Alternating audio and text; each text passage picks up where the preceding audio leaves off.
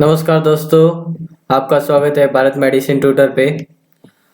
आज हम अपना टॉपिक है नया, जो कि फार्माकोलॉजी में बहुत ही इंपॉर्टेंट रोल प्ले करने वाला टॉपिक है, फार्माकोकाइनेटिक्स।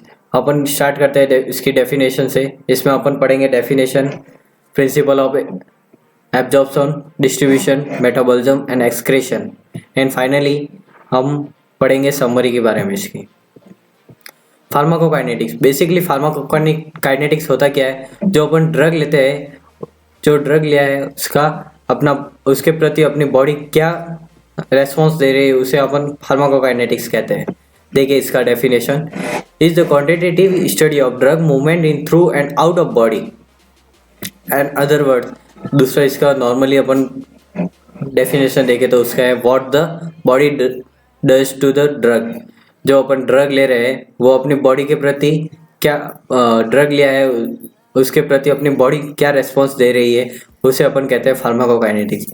फार्माकोकाइनेटिक्स और फार्माकोडायनेमिक्स, ये दोनों में अक्सर कंफ्यूजन रहता है। फार्माकोडायनेमिक होता है, उसमें होता है कि बॉडी, उसमें ड्रग बॉडी के प्रति क्या कार्य करते हैं, what does drug do to body, वो होता है फार्माकोडायनेमिक। एंड फार्माकोकाइनेटिक्स होता है, वो होता है what the body does to the drug. And इसके बाद जब हम फार्माकोकाइनेटिक्स में मेनली एडीएमई डिस्कस करते हैं। एडीएमई यानी absorption, distribution, metabolism and excretion. जब हम कोई भी ड्रग लेते हैं ओरली या फिर डिफरेंट रूट्स ऑफ एडमिनिस्ट्रेशन से, जब अपन कोई भी ड्रग लिया जैसे ओरली लिया, तो उसका सबसे पहले अपने बॉडी के अंदर एब्जॉर्प्शन होगा। उसके बाद वो अपने ब्लड स्ट्रीम में जाएगा। ब्लड स्ट्रीम में जाने के बाद ब्लड पूरी अपनी बॉडी में फ्लो होने के साथ साथ वो ड्रग को पूरी बॉडी में फ्लो करेगा। उसके बाद अपने बॉडी में मेटाबॉलिज्म होगा। मेटाबॉलिज्म होने के बाद एक्सक्रीट आउट, मेटाबॉलिज्म होने के बाद वो ड्रग जो बचा रहेगा वो एक्सक्रीट आउट हो जाएगा। उसके बाद अपन बात करेंगे फार्माकोकाइनेटिक्स में एब्जॉर्प्शन के बारे में। एब्जॉर्प्शन बेसिकली क्या होता है? Absorption is the movement of drug from its site of administration into the blood stream. कोई भी अपन ने ड्रग लिया है, जैसे ओरली इंजेक्ट किया है या फिर कोई भी पेरेंटल रूट, किसी भी रूट से अपने लिया है, वो उसका एब्जॉर्प्शन होने के बाद उसका ब्लड स्ट्रीम में पहुंचना, वो कहलाता है absorption. Rate of absorption varies from one drug to another depending upon the mode of administration of drug. जो अपन ड्रग ले रहे हैं उसका एब्जॉर्प्शन धीरे होगा, फास्ट होगा, वो उसकी रूट पे डिपेंड करता है, कौन से रूट से अपने ड्रग लिया है उस पर डिपेंड करता है। एग्जांपल, जैसे अपन ने इंजेक्ट किया है पेरेंटल रूट से लिया और एक ओरली रूट से लिया है, तो ओरली रूट से जो ड्रग लिया है वो उसको एब्जॉर्ब होने में थोड़ा टाइम लगेगा, जबकि जो अपने पेरेंटल रूट से लिया है उसको एब्जॉर्ब होने में वो जल्दी से एब्जॉर्ब हो जाएगा। उसके बाद अपन बात करते हैं डिस्ट्रीब्यूशन की। डिस्ट्रीब्यूशन बेसिकली होता क्या है? जब हमारे बॉडी में एब्जॉर्प्शन हो गया ड्रग का, उसमें एंट्रिक ट्रांसपोर्ट होता है और एंट्रिक मेटाबॉलिज्म होने के बाद वो ब्लड स्ट्रीम में चला जाता है। ब्लड स्ट्रीम में चलने के बाद डिस्ट्रीब्यूशन होता है। डिस्ट्रीब्यूशन मीन्स बेसिकली क्या होता है कि जो ड्रग अपने ब्लड में आया है उसको पूरी बॉडी में फ्लो करना, उसे कहलाता है डिस्ट्रीब्यूशन। डिस्ट्रीब्यूशन में बेसिकली इंट्रावस्कुलर स्पेस होता है, एक्स्ट्रावस्कुलर स्पेस होता है और प्रोटीन बाइंडिंग होता है। प्रोटीन बाइंडिंग बेसिकली जब अपन का ड्रग ब्लड स्ट्रीम में जाता है तो दो भाग में डिवाइड हो जाता है। एक फ्री ड्रग होता है और सेकंड वाला पार्ट होता है वो प्रोटीन के साथ बाइंड हो जाता है, उसे प्रोटीन बाइंडिंग ड्रग कहते हैं। और वो वहीं पे रह जाता है, और जो फ्री ड्रग होता है वो पूरे बॉडी में घूमता है और जहाँ जिस पर्पज से अपने ड्रग लिया है उसमें वो अपना एक्शन शो करता है। फिर मेटाबॉलिज्म होता है। बेसिकली मेटाबॉलिज्म होता क्या है? It is a chemical alteration of drug in the body, lipid soluble drug in the body. बोल तो केमिकल अल्ट्रेशन होना, ड्रग का केमिकल अल्ट्रेशन होना कहलाता है मेटाबॉलिज्म। मेटाबॉलिज्म बेसिकली, मेटाबॉलिज्म में दो रिएक्शन होती है, phase first and phase two. Phase one metabolism reaction also known as non synthetic metabolism reaction, and second phase two metabolism वो कहलाती है सिंथेटिक रिएक्शन। मेटाबॉलिज्म होने के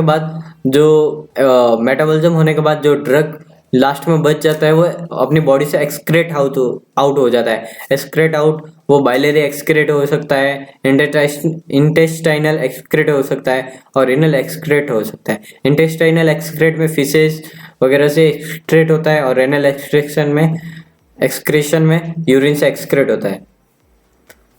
उसके बाद देखिए डिस्ट्रीब्यूशन का डेफिनेशन वगैरह देखते हैं। It is a transport of drug from of blood stream. It to transport of drug from of blood stream, मतलब जो भी ड्रग लिया है हमने एब्जॉर्प्शन के बाद अपनी बॉडी के ब्लड में आता है, ब्लड में आने के बाद ब्लड जैसे ही पूरी बॉडी में फ्लो होता है उसके साथ साथ वो ड्रग भी पूरी बॉडी में फ्लो होता है, उसे डिस्ट्रीब्यूशन कहते हैं। It determine rate of blood flow to that particular area. Distribution अपन को देखना है कि अपने बॉडी में कितना डिस्ट्रीब्यूट हुआ है ड्रग। जैसे कि हमने कोई भी ड्रग लिया है, जैसे 10 mg 100 mg जो भी XYZ आपने जो भी ड्रग लिया है वो अपनी बॉडी में कितना फ्लो हो रहा है उसको अपन देखने के लिए रेट ऑफ पर्टिकुलर एरिया पे ब्लड फ्लो हो रहा है उसमें कितना हो रहा है डिटरमाइन कर सकते हैं उससे। Distribution of drug depend on its lipid solubility, ionization, physiological pathway and pH. Distribution हो रहा है वो बेसिकली वेरियस फैक्टर अफेक्ट करते हैं उसको। जैसे भी आपने कोई भी ड्रग लिया उसकी सॉल्युबिलिटी वो वाटर सॉल्युबल है, अल्कोहल सॉल्युबल है, समथिंग लिपिड सॉल्युबल है, जो भी है वो उसकी सॉल्युबिलिटी जिसमें ज़्यादा होगी वो जल्दी से फ्लो होगा, तो उसकी सॉल्युबिलिटी पे डिपेंड करता है। वो आयोनाइज है या अनआयोनाइज है उस पर डिपेंड करता है। फिजियोलॉजिकल पाथवे, उसका फिजियोलॉजिकल पाथवे कैसा है उस पर डिपेंड करता है। और उसका पीएच कैसा है, एसिडिक है, बेसिक है, न्यूट्रल है, उस पर बेस करता है। ये फैक्टर उसको अफेक्ट करते हैं डिस्ट्रीब्यूशन के लिए। अपन को वॉल्यूम ऑफ डिस्ट्रीब्यूशन निकालना है तो अपन बेसिकली क्या करेंगे, डोज एडमिनिस्ट्रेशन मीन्स अपने जितना डोज लिया है वो dose of administration upon plasma concentration. Dose administration mean जितना आपने ड्रग लिया है, जैसे कोई भी टैबलेट लिया है paracetamol 100 ml 500 ml mg 100 mg लिया है 500 mg लिया है अपॉन प्लाज्मा कंसंट्रेशन। अभी प्रेजेंट में अपने ब्लड में कितना कंसंट्रेशन है उससे अपन डिस्ट्रीब्यूशन देख सकते हैं। नेक्स्ट उसके बाद बात करते हैं अपन मेटाबॉलिज्म के बारे में। मीन ऑफ मेटाबॉलिज्म बेसिकली क्या होता है, chemical alteration of drug in the body. ये जैसे कि अपने बात किया था कि ये 2 फेज में होता है, phase first phase 2। Phase first basically होता है नॉन सिंथेटिक रिएक्शन होती है और फेज 2 सिंथेटिक रिएक्शन होती है। They are excreted of out. Metabolism होने के बाद जो ड्रग होता है वो एक्सक्रेट आउट हो जाता है। Most hydrophilic drug streptomycin, neostigmine etcetera are not metabolize. कुछ वाटर सॉल्युबल ड्रग होती है वो नॉन मेटाबोलाइट्स नहीं हो पाती है। जैसे कि कोई भी ड्रग मेटाबॉलिज्म में बेसिकली यही होता है कि लिपिड सॉल्युबल ड्रग होती है उसको वाटर सॉल्युबल ड्रग में बदल दिया जाता है, और जो वाटर सॉल्युबल ड्रग होता है वो रेनल ट्यूब्यूल से एब्जॉर्ब नहीं होती और वो एक्सक्रेट आउट हो जाती है। इसी तरह स्ट्रेप्टोमाइसिन और न्यूस्टिकमिन वाटर सॉल्युबल हो जाती है और बॉडी से एक्सक्रेट आउट हो जाती है नॉन मेटाबोलाइज करके। The primary site of drug में मेटाबॉलिज्म इज लिवर। मेटाबॉलिज्म की सबसे प्राइमरी साइट होती है वो लिवर होता है। उसके बाद मेटाबॉलिज्म ऑफ ड्रग में lead to the following. Metabolism pathway होता है, मेटाबॉलिज्म बॉडी में जब मेटाबॉलिज्म होता है तो वो 3 बेसिस पे डिपेंड करता है। उसमें जो भी ड्रग आती है वो 3 प्रिंसिपल पे काम करती है। Inactivation, active metabolite from an active drug, activation of inactive drug. Inactivation में क्या होता है, जब कोई अपने ड्रग लिया वो एक्टिव फॉर्म में था और फिर वो मेटाबोलाइट्स के टाइम में इनएक्टिव हो जाता है उसे कहते हैं इनएक्टिवेशन ऑफ ड्रग। लिडोकैन है, क्लोरामफेनिकोल है, ये सब एक्टिव फॉर्म में लेते हैं और फिर मेटाबॉलिज्म के बाद इनएक्टिव हो जाते हैं। फिर active metabolites from an active drug, जो हमने एक्टिव ड्रग लिया है उसका मेटाबॉलिज्म के बाद एक्टिव मेटाबोलाइट्स बनता है और वो अपने बॉडी में एक्शन शो करता है। ये इसमें जो ड्रग होता है वो एक्टिव मेटाबोलाइट्स पे काम करता है, जैसे क्लोरल हाइड्रेट, मॉर्फिन होता है वो मॉर्फिन 6 ग्लूकोनिक में कन्वर्ट हो जाता है और फिर अपना एक्शन शो करता है। फिर एक्टिवेशन ऑफ इनएक्टिव ड्रग, जो इनएक्टिव जो हमने ड्रग लिया था वो इनएक्टिव फॉर्म में था, उसका मेटाबोलाइट होने के बाद एक्टिवेशन फॉर्म में कन्वर्ट हो जाती है, एक्टिव हो जाती है। जैसे लिवोडोपा है वो डोपामिन में कन्वर्ट हो जाती है, और एनालेफ्रिन है वो एनालेफ्रिन लेट में कन्वर्ट हो जाती है और अपना एक्शन शो करती है। उसे इसमें होता है एक्टिवेशन ऑफ इनएक्टिव ड्रग में होता है। फिर अपन बात करेंगे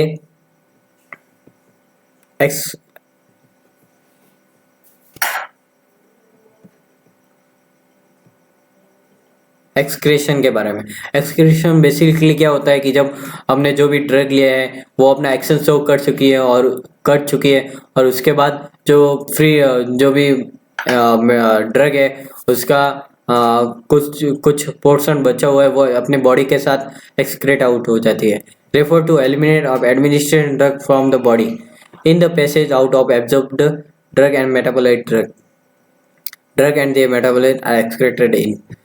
अपन जो ड्रग ले रहे हैं उसको इस प्रकार से अपन बॉडी से एक्सक्रेट आउट कर सकते हैं, जैसे यूरिन से, फीसेस से कर सकते हैं, एक्सहेल्ड एयर इनहेल अपन जो एयर है ऑक्सीजन लेते हैं और CO2 कार्बन डाइऑक्साइड छोड़ते हैं उसके साथ भी एक्सक्रेट आउट कर सकते हैं। सलाइवा से, स्यूट से, सलाइवा अपनी लार वगैरह और पसीने से भी एक्सक्रेट आउट कर सकते हैं और मिल्क से भी होता है।